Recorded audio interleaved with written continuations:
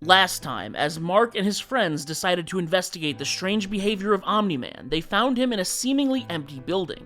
As Mark approached alone, he found his father disposing of the body of pro-hero Edgeshot. "Dad? What the hell did you just do?"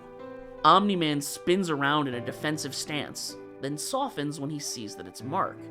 He looks at the body, then back at Mark, not sure how to formulate the words. "Is there a villain controlling your mind? Or blackmailing you or something? Dad, this is so messed up. Say something." Omni-Man lets out a breath and finally speaks up. "Mark, we need to talk."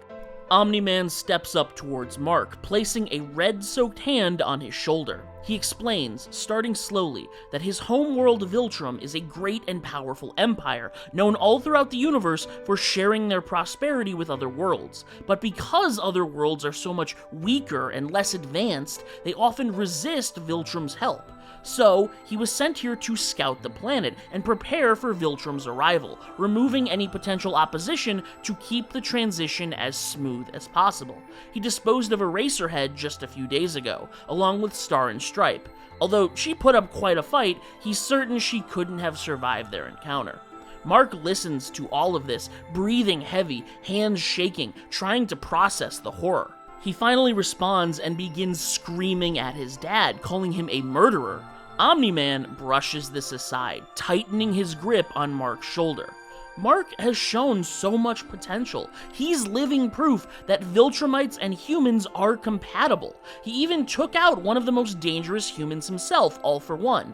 He is confident that when his people arrive and breed with the humans, their genetic mutations, quirks, will make them strong enough to regain the planets the Empire has recently lost control over.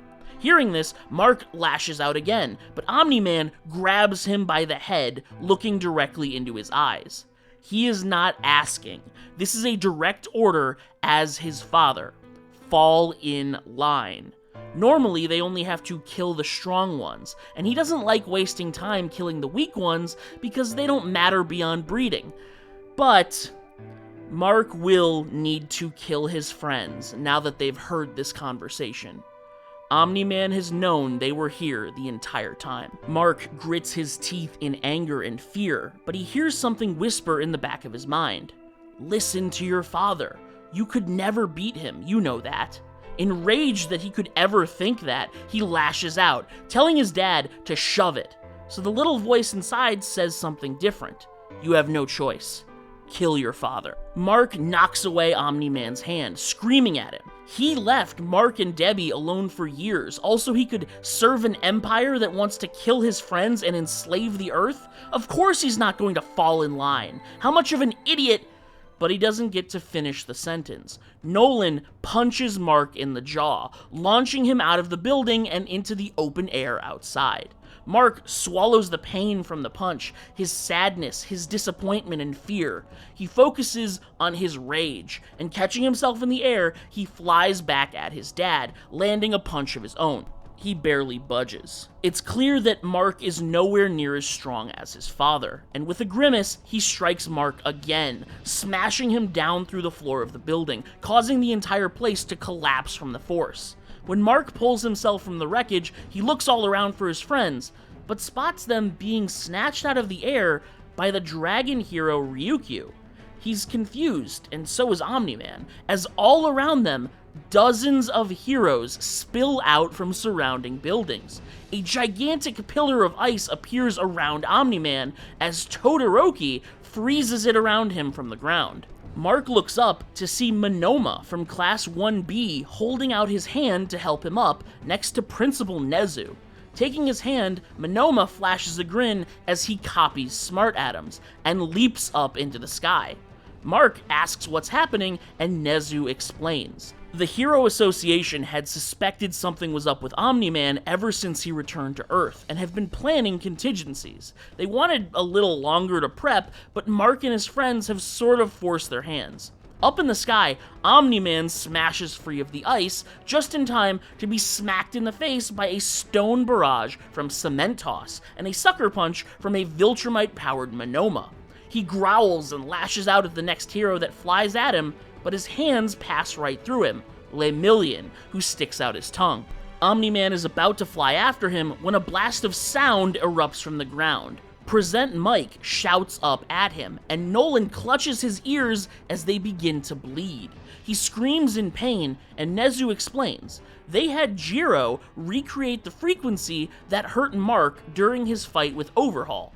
Astonished, Mark watches the other heroes wail on his father, catching him over and over again with carefully coordinated attacks. Ryukyu lands nearby, and Momo, Mina, and Kaminari rush over to Mark. He's about to try and apologize for bringing them here, to try and explain that he would never try to conquer the Earth, but Kaminari stops him, putting a hand on his shoulder. "It's okay, man. We know you're not your dad."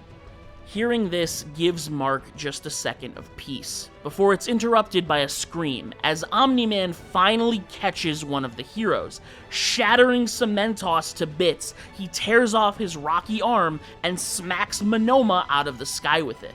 Mark, seeing the violence unfold in front of him, remembers Kirishima. A rage fills his heart and he flies up into the sky. Omni-Man is about to grab another hero when Mark catches him off guard, striking him so hard that he feels the bones in his arm splinter. He quickly follows it up with the strongest kick he can muster, launching Omni-Man down to the ground and shattering the asphalt from the impact. Mark sees red and is about to fly down to keep attacking his father, but stops just short as someone unexpected places a hand on Nolan's shoulder. Covered in bandages and missing an eye, American hero Star and Stripe whispers, "If Omni-Man moves a centimeter from this spot, his heart will stop." Nolan freezes, glaring up at her with rage. Weakly, she explains that she barely survived their previous encounter, and that it's not fair how much better he is at healing than her. Not that it matters now. Another hero, Midnight, steps up next to them and releases a cloud of sleep pheromones, putting Omni-Man to sleep. However, Mark doesn't know why Star and Stripe is there, or that she was always the hero's ace in the hole. He doesn't care about any of that now. He lands at his dad's feet, a violent anger bubbling up inside of him. His father is a fraud, a monster parading around as a hero. Not only that, but because he left the Earth to play with his empire in space, Mark was left without his dad to guide him. If he had been here and been a real hero, maybe All for One never would have stolen his quirk. Maybe All Might would still be a hero. Maybe Shigaraki never would have escaped that day. Maybe Kirishima would still be alive. Mark grimaces at his unconscious father as the voice in his head begins to shout at him. "Do it! This is your chance! Hit him as hard as you can, over and over and over again! He can't move! Make him pay for everything he's taken from you!" And Mark unclenches his fists. He looks down at his dad, choosing to pour out his emotions a different way. Even if his dad can't hear him, he starts to yell. "Strong people, weak people, I don't care. I could kill you right now, Dad. I could. But I'm not gonna do that just because you're a threat or you're gonna get in my way. That's what you do. I'm not you. And besides, no matter what evil shit you do, you're still my dad." Mark flatly rejects the voice inside his head. But the voice doesn't like that. "Fine, I suppose we'll go with Plan C." Mark begins to convulse, as erupting out of his body are black tendrils laced with glowing red. A quirk all too familiar to everyone there. All for One. Ever since Mark defeated him, when All for One gave back the Smart Atoms quirk to prevent it from eating away One for All, he included a countermeasure, just in case. A hidden copy of the All for One quirk. The version he originally planned to implant in Shigaraki before shifting his plans to manipulate Invincible instead. The sliver of All for One has been slumbering within Mark for months, slowly chipping away at his psyche, whispering louder and louder, waiting for the perfect moment, the exact moment when he was emotionally distraught enough to override his mind and take his body. All for One never knew Omni-Man was an alien conqueror from beyond the stars, but is delighted by the cruel twist of fate. Or he would be if he weren't so annoyed right now. All For One wanted to puppet around Mark's body for revenge, using it to kill All Might and everyone else either of them held dear. But just killing him will have to suffice. If he can't have Invincible, he'll take a different, arguably better option. The black spires of All For One launch out of Mark and stick into Omni-Man's chest. Now unconscious, his mind is undefended, and with little effort, All For One slips into the Viltrumite's body, overtaking it. Omni-Man's hair turns stark white, and his eyes flash open. Star and Stripe tries to stay calm. He is still under her order to stay still. Nothing has changed. Looking up at her, All For One grins. Oh, honey, this body isn't Omni-Man anymore.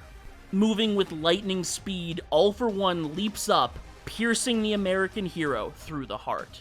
The black tendrils of All For One rise out of him, but he stops them, realizing that because he's in a Viltrumite body, he can't collect other quirks like he instinctively wants to. They'll just get deleted again.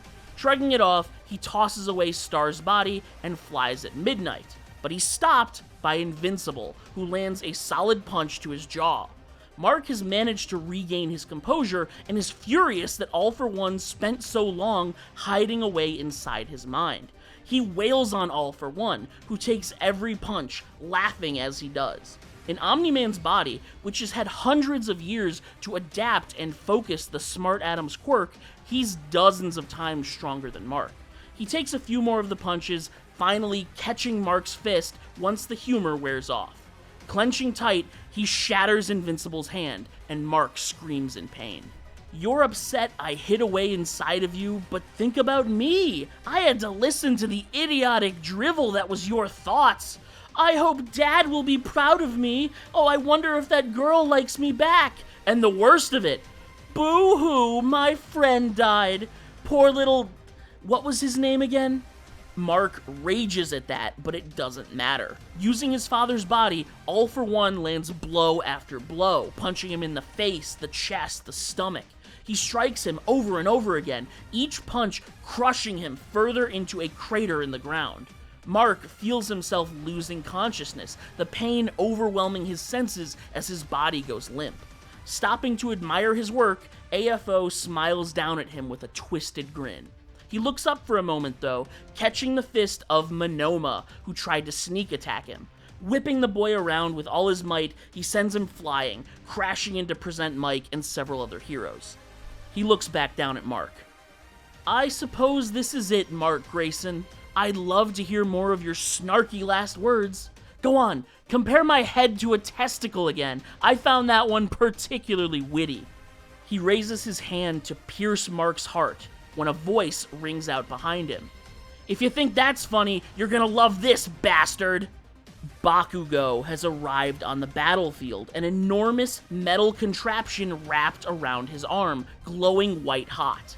In a flash, it erupts, a gigantic explosive laser bursting out from around his hand. The blast collides with All For One, and he lets out a scream. As one final part of Principal Nezu's plan to take down Omni-Man, he had his top scientists working alongside Hatsume to create a machine to magnify Bakugo's AP shot, which he had seen able to pierce Mark during their fight at the sports festival.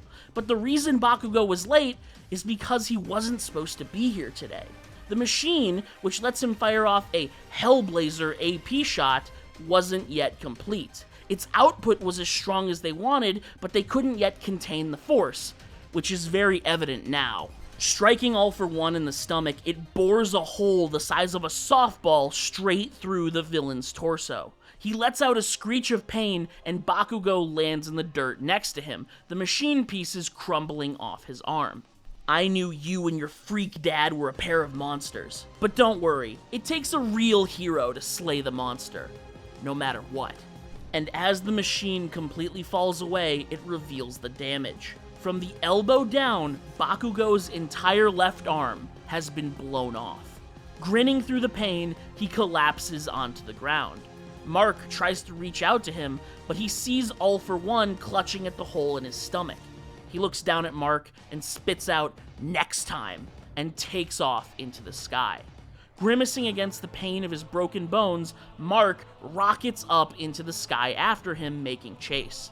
The two blast higher and higher, rising up further and further into the atmosphere. Struggling through his fractured jaw, Mark screams up at All for One, reaching up towards him. "Give me back my dad!" But it's no use. Even injured, AFO is too fast. He breaks out of the atmosphere. Mark tries to chase after him, but he finds that he forgot to hold his breath, and choking on the vacuum of space, finally succumbs to the pain. He passes out and plummets back down to the earth below. Mark awakens in a hospital bed, bandages all over his body, his arm in a splint. He winces against the familiar feeling of broken ribs, and looks up to see a whole crowd waiting for him. His mom, Debbie, is right by his bedside, crying and squeezing his good arm, while on the other side, Momo, Mina, and Kaminari are joined by several other classmates, including Jiro. She apologizes for not telling Mark about the plans Nezu had her help with. Nezu said they couldn't risk Omni-Man knowing they were suspicious of him, so she couldn't tell Mark or any of the other students. He wants to be upset about that, but he understands. Eventually, everyone clears out to give him some rest, but as they do, Momo stays behind for a moment. The two had talked before about struggling with living up to the expectations of their parents with their highly valued quirks, but now she can't imagine how he's feeling. Omni-Man is his dad and his personal hero. He'd always talked about how he wanted to be like him one day, to live up to his example. Hearing this, Mark finally breaks down, crying. He has no idea what to think or what to feel. Part of him thinks maybe Bakugo is right. He and his dad are alien, they're monsters. His dad is literally an evil invader. Maybe that's what he's destined to be too. Momo takes his hand and tries to pull him out of it. He has a heart too pure for that. She heard the anger and the sadness in his voice when his dad explained the truth about Viltrum. He could never become that sort of evil, no matter what his DNA might say. Mark eventually calms down and thanks her, before bringing up something different. He saw how evil his dad was. He wants to hate him for it, but all he can think about now is how scared he must be, with All for One puppeting his body around. Despite everything, he wants to save his dad. Momo is about to say something when she's interrupted. Limping into the room, his nub of an arm bandaged up, Bakugo points at Mark with his remaining hand. Of course, the little monster wants to save the big monster, but he doesn't need to keep repeating it anymore. Now that the word is out about Omni-Man, the whole world, they will see soon. They will turn on Mark and treat him like the villain that he really is. Momo tries to defend him, but Mark stops her. He does his best to sit up in the bed, and Bakugo takes a step back defensively. Mark speaks directly to him. "All I know is that I want to be a hero, more than anything. But if I ever become anything like my dad, you still got one good hand, right? Aim for right between the eyes." Hearing that, Bakugo relaxes slightly, just enough for Momo to shove him out the door and slam it behind him. She says that that was a stupid thing to say, and Mark kind of agrees, but it reminded him of something. They said Hatsume was the one who made the big machine for Bakugo, right? Does she make hero suits too? After everything that's happened, he sort of wants to revamp his image. Several months pass, and as the heroes heal and clean up the mess caused by Omni-Man and All for One, a much greater mess is being made up in space. All for One, in the body of Omni-Man, stands on the surface of an alien world. It's clear that whatever alien city was once here had just been reduced to rubble. He tosses away the severed arm of a Viltrumite, and it lands atop a large pile of bodies, all dressed in Viltrumite white. He wipes the blood off himself and turns to the small group of remaining Viltrumites. Who would have guessed? Some empire. Fewer than 50 of you when I arrived, and now you 4 are all that remain of the once mighty Viltrum. Oh well, I'll make do. How did Omni-Man say it? That's right. Fall in line. And the 4 of them bow their heads to their new king. Back on Earth, 6 months have now passed. Mark is fully recovered and just getting out of his latest meeting with Nezu and the world's top heroes. In the last half year, they have all worked diligently to cover up the truth of Omni-Man's treachery in order to protect Mark. Although there have been waves of rumors, the truth spread in whispers through various channels. Along with that, the heroes have all begun to prepare for his eventual return, none of them convinced that he died after leaving the atmosphere. They all believe that All for One will return, wielding the full power of a healthy Omni-Man. Mark had suggested to fly up into space and to try to find the villain, but that idea was shot down. They would have no idea where to look, and besides, his time can be much better spent here, training hard. The top minds and greatest heroes have all been working around the clock to develop anti-Viltrumite measures with what they know. Mark has been non-stop busy, training his body with the biggest weapons and hydraulic presses the world governments can build for him to make him stronger, faster, and more durable. When he's not training, he's either out patrolling for any clues that AFO somehow returned, or letting the Hero Association subject him to experiments to try and find more Viltrumite weaknesses. Stepping out of this latest meeting, he heads to his locker and slips on his hero uniform. Ever since the incident with his father, Invincible had a new look with a more durable suit, courtesy of Hatsume down in the lab. He changes into his blue suit and takes off into the skies. He flies all around Japan, helping put out little fires and stop a few small robberies. Just as he's about to take off again, someone in a hoodie steps out from an alleyway, blocking his path forward. The hooded man asks a simple question. The rumors about Omni-Man, are they true? Mark is taken aback and says he doesn't know what the guy is talking about. 6 months ago, a whole city block got flattened, and ever since, several top heroes have been MIA. Different ones that went missing in the crisis earlier this year, but since then, no other heroes have disappeared. There isn't any video, but people swear they saw Omni-Man fighting Invincible at the scene. Are you gonna make me spell it out for you? Are the rumors true? Is Omni-Man a traitor? Mark says nothing. Did the greatest hero on the planet try to kill other heroes and enslave the planet? Is he really an alien invader? At that, Mark lets out a sigh. He decides to tell the truth, but only a portion of it. My dad, Omni-Man, his body was taken over by a villain, and we don't know where he is right now. Hearing that, the man mumbles something to himself and turns to walk away. Mark grabs him by the shoulder, wanting to ask him some questions of his own, and as he does, his hood falls away, revealing a disfigured face, missing a nose. Stain.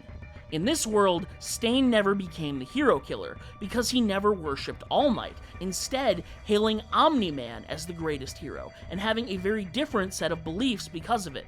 But now that he's heard his hero has been overtaken by a villain, he's found a new purpose. Mark is about to inquire more when he's pulled away from the conversation by a commanding voice echoing down behind him. Stand ready for my arrival, worm. Stay frosty.